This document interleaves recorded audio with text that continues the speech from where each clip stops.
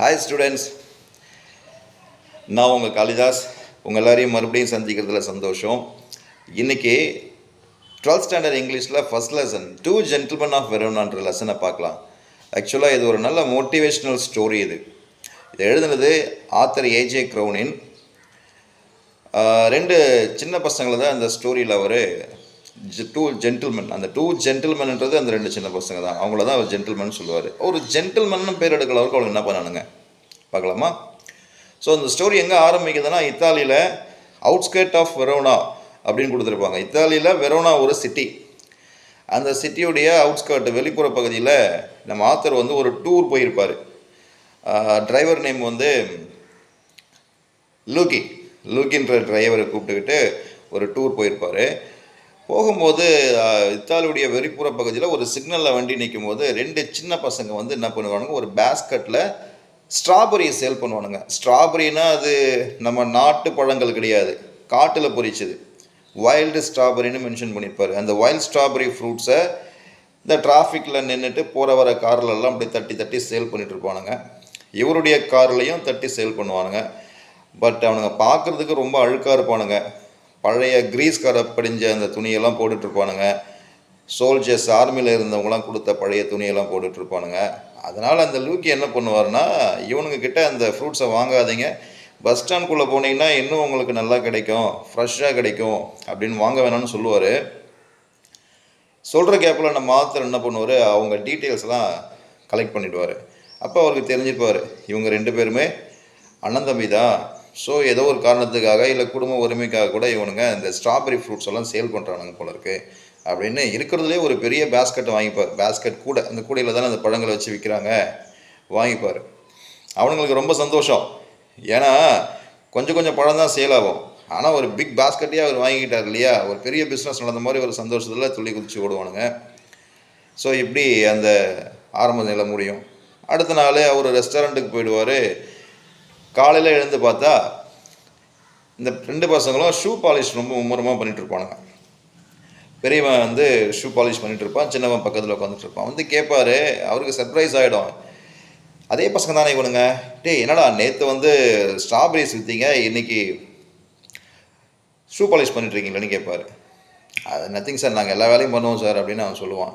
அப்படி என்ன பண்ணுவீங்க? நான் ஒரு 1 வீக் இங்கே தான் தங்க போகிறேன், எனக்கு ஹெல்ப் பண்ணுங்கள், எனக்கு டூரிஸ்ட் கைடாக இருங்க, இந்த இடத்த பற்றிலாம் தெரியாது, இந்த வெரோனா சிட்டி எனக்கு சுற்றி காட்டுங்க அப்படின்னு சொல்லுவார். சின்னவன் ரெடி ஆகிடுவான், வரேன்னு சொல்லிவிடுவான். அதுக்கப்புறம் என்னென்ன வேலை செய்வீங்கன்னு அவரே கேட்பார். நாங்கள் நியூஸ் பேப்பர் சேல் பண்ணுவோம், இந்த மாதிரி டூரிஸ்ட் கைடாக இருப்போம், வைல்டு ஸ்ட்ராபெரி சேல் பண்ணுவோம், இப்படின்னு எல்லாத்தையும் டீட்டெயில்ஸ் சொல்கிறான்.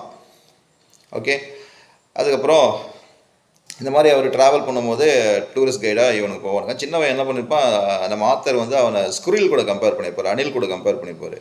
ஏன்னா அணில் கூட நல்லா துள்ளி குதிச்சு வேகமாக இந்த கார் நிற்கிறதுக்கு நின்ன உடனே இறங்கி ஓடி போயிட்டு சொந்த வேலையெல்லாம் செய்வான். அவருக்கு தேவையான திங்ஸ் வாங்கி கொடுக்குறது, சிகரெட் வாங்கி கொடுக்குறது, இந்த மாதிரி விஷயம்லாம் அவனுக்கு ஹெல்ப் பண்ணுவானுங்க.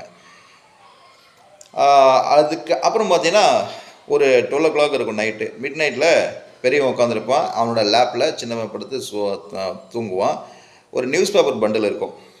பாடுவா அப்படின்ற ஒரு இடத்துக்கு போகக்கூடிய கடைசி பஸ்ஸில் அந்த நியூஸ் பேப்பர்லாம் விற்றுட்டு போகணும் அப்படின்னு வெயிட் பண்ணிகிட்ருப்பான். அந்த லேம்ப் போஸ்ட்டு கீழே பார்க்குறதுக்கு ரொம்ப கஷ்டமாக இருக்கும்.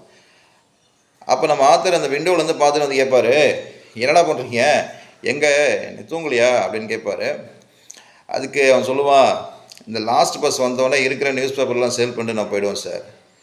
இவருக்குள்ள ஒரு இன்ட்யூஷன் என்ன தெரியுமா, எதுக்காக இவனுங்க அப்படி கஷ்டப்படுறானுங்கன்னு கேட்கணும் இல்லையா.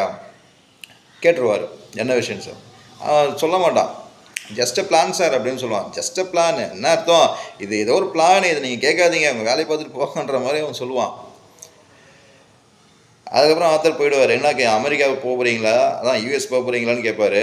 இல்லை வேறு ஏதாவது பிஸ்னஸ் பண்ண போகிறீங்களா, ட்ரெஸ் வாங்க போகிறீங்களா அப்படிலாம் கேட்பார். ஆனால் அவனுங்க எதுவும் சொல்ல மாட்டானுங்க, ஷேர் பண்ணிக்க மாட்டானுங்க, அவர்கிட்ட ஹெல்ப்பும் கேட்க மாட்டானுங்க. அதுக்கப்புறம் அவர் சொல்லுவார், நான் என்ன பண்ண போகிறேன், இந்த சண்டே கிளம்பிடுவேன், இந்த மண்டே கிளம்பிடுவேன், சண்டே ஃப்ரீயாக தான் இருப்பேன். உங்களை பிடிக்காத ஒரு டிரைவர் இருப்பார்ல லூக்கி, அவர் அன்றைக்கி லீவு, உங்களுக்கு எதாவது ஹெல்ப் பண்ணால் சொல்லுங்கள், அந்த சண்டே நான் உங்களுக்கு ஹெல்ப் பண்ணுறேன் அப்படின்னு சொல்லுவார். எங்கேயாவது கூப்பிட்டு போகணுமா சொல்லுங்கன்னு மறைமுகமாக கேட்பார். உடனே 2 பேரும், பெரியவன் வேணான்னு சொல்லுவான், அவர் மெச்சூர் எதுக்கு நமக்கு கேட்கணுமா, நான் சின்னவன் ஆமாம் சார், நாங்களும் போனோம், எங்களுக்கு ஹெல்ப் பண்ணுறீங்களா, நாங்கள் இங்கேருந்து ஒரு 30 கிலோமீட்டர் டிஸ்டன்ஸில் இருக்கிற ஒரு இடத்துக்கு போனோம் அப்படின்ட்டு சொல்லுவான். சரிப்பா போகலாம்ப்பா, நல்லதுப்பா அப்படின்னு அடுத்த நாள் சண்டே கிளம்பிடுவாங்க. காரில் போவாங்க. போகும்போது லெஃப்ட் அண்ட் ரைட்டில் இருக்கிற இந்த திங்ஸ் எல்லாம் எல்லாத்தையும் அழகாக பார்த்துட்டு வருவாங்க. போயிடுவாங்க. ஒரு 30 கிலோமீட்டர்ஸ்க்கு அப்புறம் பொலைட்டான ஒரு இடம் வரும். அங்கே சிவப்பு கலரில் ரூஃப் போடப்பட்ட ஒரு வில்லா, ஒரு பங்களா மாதிரி இருக்கும். அது ஒரு ஹாஸ்பிட்டல், அது ஹோம். அது அங்கே டோரை நாக் பண்ணோடனே ஸ்பெக்ஸ் போட்டுக்கிட்டு ஒரு நர்ஸ் வருவாங்க. அந்த நர்ஸ் அவங்கள கூட்டிகிட்டு போயிட்டு, நர்ஸ் வந்து பசங்க போகும்போது என்ன பண்ணுவானுங்க, இந்த flower bouquet, books, fruits, things என்னென்ன தேவையோ எல்லாத்தையும் வாங்கிட்டு போவானுங்க. வாங்கிட்டு உள்ளே போனவொடனே ஸ்ட்ரெயிட்டாக அந்த ஹாஸ்பிட்டல் வார்டுக்குள்ளே அந்த ரூம்குள்ளே போயிடுவாங்க. என்னன்னு இவர் விசாரிப்பார், யார்கிட்ட, நர்ஸ்கிட்ட விசாரிப்பார். நம்ம ஆத்தர் விசாரிக்கும் போது தான் தெரியுது, அங்கே இந்த 2 பசங்களுடைய சிஸ்டர் இருப்பாங்க. Name Lucia. லியூசியாவுக்கு டியூபர்குலோசிஸ் ஆஃப் த ஸ்பைன் அப்படின்ற டிசீஸ், அதாவது முதுகு தண்டுவடம் இருக்கு இல்லையா, அங்கே டிபி எஃபெக்ட் ஆகிருக்கும். ஸோ அந்த டிசீஸ் இருக்கிறதால அவங்களால எதுவும் பண்ண முடியாது. 20 இயர்ஸ் ஓல்டு. ஸோ அந்த 20 வயசு பொண்ணால் அந்த டிபி நோய்க்கு குணமாகணும், ஸோ அவங்க சரியாகி வரணுன்றதுக்கான கஷ்டம்தான் இந்த பசங்க பட்டுறது. பாருங்களேன், வைல்ட் ஸ்ட்ராபெரி சேல் பண்ணியிருக்கானுங்க, நியூஸ் பேப்பர் சேல் பண்ணுறானுங்க, டூரிஸ்ட் கைடாக இருக்கானுங்க, ஷூ பாலிஷ் பண்ணுறானுங்க, எவ்வளோ கஷ்டத்தையும் செஞ்சு அதில் வர வருமானத்தை எடுத்துகிட்டு போயிட்டு வீக்லி அவங்க சிஸ்டருடைய ட்ரீட்மெண்ட்டுக்காக அந்த பசங்க பே பண்ணுறானுங்க. அவ்வளோ பெரிய டிக்னிட்டி இல்லை இதெல்லாம். நாமளாக இருந்தால் என்ன பண்ணுவோம் இந்த வயசில்?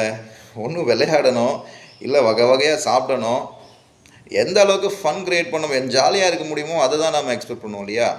ஆனால் இந்த பசங்க சின்ன வயசுலேயே தன்னுடைய சிஸ்டருடைய டிசீஸை சரி பண்ணணுன்றதுக்காக யார்கிட்டையும் பிச்சை எடுக்காமல், உதவி கேட்காம, நாம் உழைச்சி சம்பாதிச்சு இந்த மணி மூலமாக அக்கா நோயை சரி பண்ணலாம் அப்படின்ற அந்த வைராக்கியத்தை வச்சுருப்பானுங்க.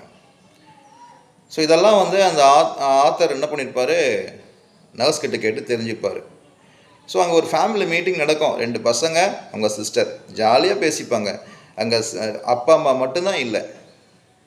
ஏன் அவங்க அந்த நிலைக்கு வந்தாங்கன்னா, செகண்ட் வேர்ல்டு வாரில் ஜெர்மனியுடைய ஆதிக்கம் அவங்க நாட்டில் அதிகமாக இருக்கும்போது ஒரு சின்ன பாம் ஃப்ளாஷ் அவங்க வீட்டை காலி பண்ணிடும். இந்த பாம் பிளாஸ்டில் வெளியே வந்துடுவாங்க, நடுத்தருக்கு வந்துடுவாங்க வீடு இல்லாமல். ஸோ சோல்ஜர்ஸுடைய ஆதிக்கம் அதிகமாக இருக்கிறதால இந்த 2 பசங்களும் டார்ச்சர் தாங்க முடியாமல் நாட்டை விட்டு ஓடி வந்துடுவானுங்க. அவங்க அக்கா டிபியால் அஃபெக்ட் ஆகிடுவாங்க. ஸோ இதுதான் நிலமை. அப்படி இருந்தும் ஓரளவுக்கு நிலமை சரியான பிறகு அக்காவை கண்டுபிடிச்சி அக்காவுடைய நோயை சரி பண்ணுவானுங்க. சரி பண்ணுறதுக்கு முயற்சி எடுத்துகிட்டு இருக்கானுங்க. இதை நம்ம ஆத்தர் நர்ஸ் மூலமாக தெரிஞ்சுக்கிறாரு. இதுதான் அவங்க இந்த ஒரு விஷயத்தில் தான் ஏஜே க்ரோனின் மனசில் அவர் ஜென்டில்மேனாக அந்த 2 பசங்களும் நின்னாங்க. So this is a topic, 2 gentlemen of Verona. அதுக்கப்புறம் முடிச்சு ரிட்டர்ன் வரும்போது 2 பேரும் சைலண்ட்டாக வருவானுங்க. ஏன்னா இந்த விஷயம் ஆத்தருக்கு தெரியாதுன்னு அவனுங்க நினச்சிப்பானுங்க. ஆத்தரும் நாம் எதுவும் கேட்க வேணாம் இவனுங்க கேட்டுட்டு சைலண்ட்டாக வந்துட்டு இருப்பாங்க. ஸோ அந்த நிமிஷத்துலேருந்து ஆத்தரோட மனசில் அந்த 2 பசங்க தான் ஜென்டில்மேனாக இருப்பாங்க. புரியுதுங்களா? ஸோ இந்த story 2 gentlemen of Verona. So என்ன தான் நம்ம கஷ்டப்பட்டாலும் நம்ம வாழ்ந்த விதம், நம்ம வைராக்கியமாக நின்று சில விஷயங்களை நம்ம சாதிச்சே தீரணும் அப்படின்ற ஒரு எண்ணம் தான் அதில் இருக்குது. ஸோ அவனுக்கு நினச்சா மற்றவங்ககிட்ட உதவி கேட்டுருக்கலாம், ஆனால் உதவி கேட்காம தான் சிஸ்டருக்கான ட்ரீட்மெண்ட்டை தானே சம்பாதிச்சு சேர்த்து வச்சானுங்க 2 பேசணும். Okay, சியோ, thank you. நெக்ஸ்ட்டு இன்னொரு போயமில் சப்ளிமெண்ட்டரி எக்ஸ்ப்ளனேஷனோட நெக்ஸ்ட் கிளாஸில் சந்திக்கிறேன். தேங்க்யூ.